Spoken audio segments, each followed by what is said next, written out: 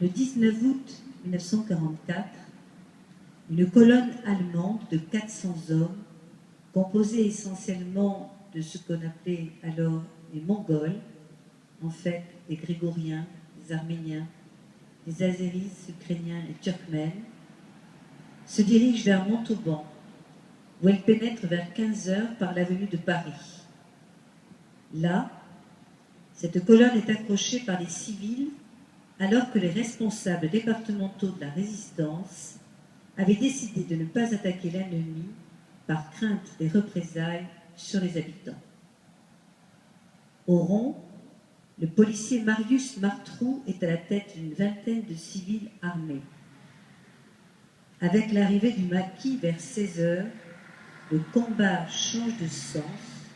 Le corps franc du capitaine Dumas installe son PC au 40 rue Lagravère et déploie ses hommes sur la droite à partir du pont.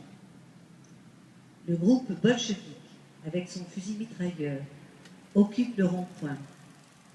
Le groupe Fracasse, puis Gautier, avec lequel combattent le groupe FTP Tom et le groupe Petsec, d'Asbereil, s'échelonne le long de la voie ferrée de l'Exos. Au passage à niveau, chemin des Mourets, se positionnent 2 sections de la 6e compagnie.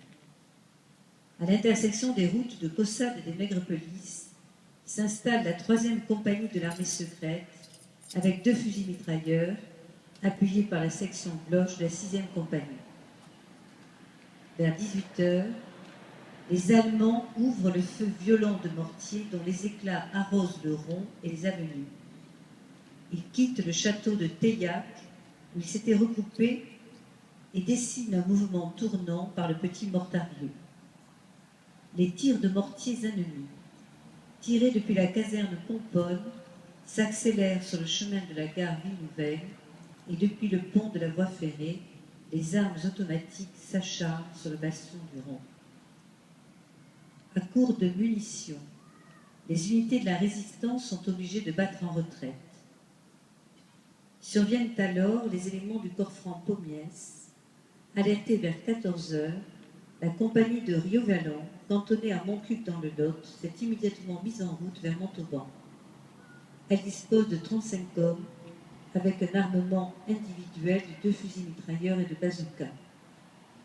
La section se scinde en 2 groupes. Un par le sud et le chemin d'Allègre essaie de prendre la gare de Ville-Nouvelle à revers. L'autre groupe, par le nord, atteint la gare.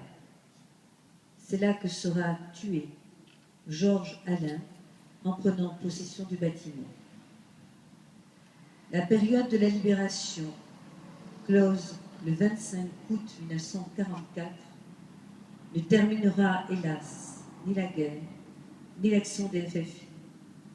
Si les résistants rentrent dans leur foyer ou sont appelés dans leurs fonctions d'intérêt public, de nouveaux volontaires s'enrôlent, anciens et nouveaux, signent leur engagement pour la durée des hostilités.